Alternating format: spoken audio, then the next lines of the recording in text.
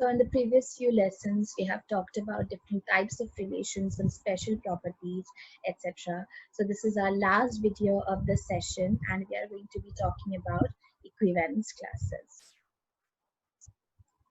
So before we move on to see the basic definition, how we formally talk about them, let's just take a very, very simple example.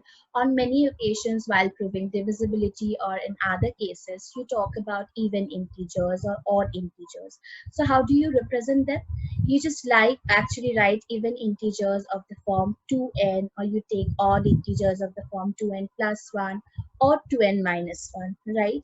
So sometimes also when we talk about divisibility by 3, we talk about this 3k, 3k plus 1 and 3k plus 2 types of integers. So somewhere down the line, it feels that this particular set of all integers as if it's getting separated into different class. When you talk about divisibility by 2, there are two classes, even and odd. When you talk about divisibility by 3, there are three classes. When you have the remainder 0, another one having remainder 1, and finally remainder 2. So this is the basic concept of classes. Since we are talking about equivalence classes, so what is the basic effect of equivalence relations here? So if you want to understand that, let's just kind of equivalently write this as, suppose you have this relation. A comma B is actually related if and only if A minus B is divisible by 3 for all possible AB belongs to Z. You can clearly check that this is going to be an equivalence relation. Now, if you think about this, how these things are related, you will see that there are three classes.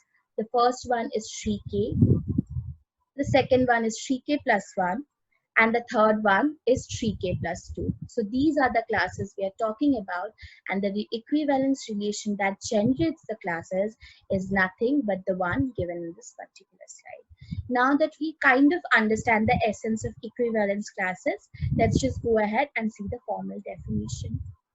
Suppose this is any non-empty set A and R is a relation on the set A. So what is the equivalence class of any element small a of capital A? So these are the collection of basically all the possible x's, all the possible elements which we are having connected to A via R. So if you talk about the class 0, okay, so apart from 0, you have 3, 6, 9, etc. In fact, in the negative portions, you have -3, -6, and all these things. You see that whenever you consider 0 and any element of this particular set, the basic difference will be a multiple of 3. Similarly, you can have the class of 1 as well as the class of 2. So it seems like there's one particular equivalence relation which is given by the divisibility of 3. It generates three classes of the entire set of all integers given by class 0, class 1 and class 2. Similarly, if you think about the divisibility by 4, which also is an equivalence relation, will generate four classes like 0, 1, 2 and 3. So this is the idea of equivalence classes. Now that we know about the basic definitions, I'm going to go ahead and talk about some properties of equivalence classes. Now, you don't have them formally included as theorems or anything, but if you understand the proofs or at least the kind of examples we can understand from there, it's going to be very helpful for your higher studies as well and understanding the concepts properly. The first property we have here is this.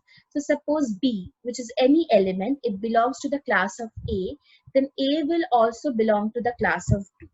Now this is very, very simple because suppose think about the previous one.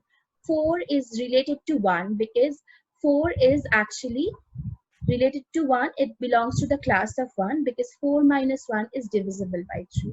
Now since we are talking about equivalence classes, there's an equivalence relation, so which is symmetric. So 1 will be related to 4 as well. So 1 will also belong to the class of 4, which actually tells you that you can take any element from the class. So the other element will be in that class as well. The second property is, suppose you have B belonging to the class of A, then they will have the same class. So class A and class B will be the same.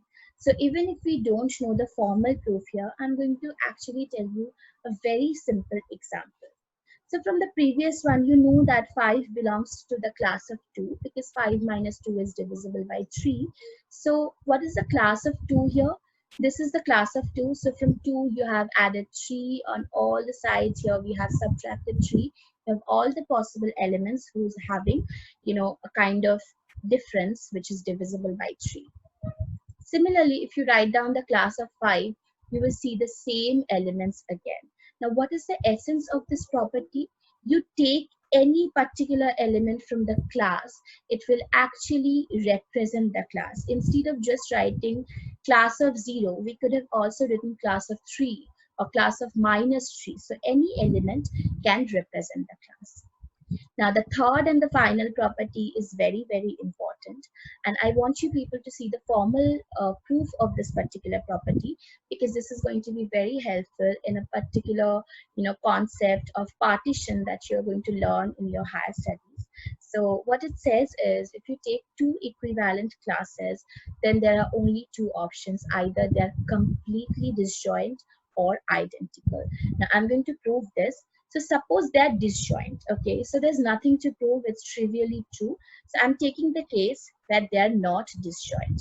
Now for disjoint sets, you know that there's no common elements at all.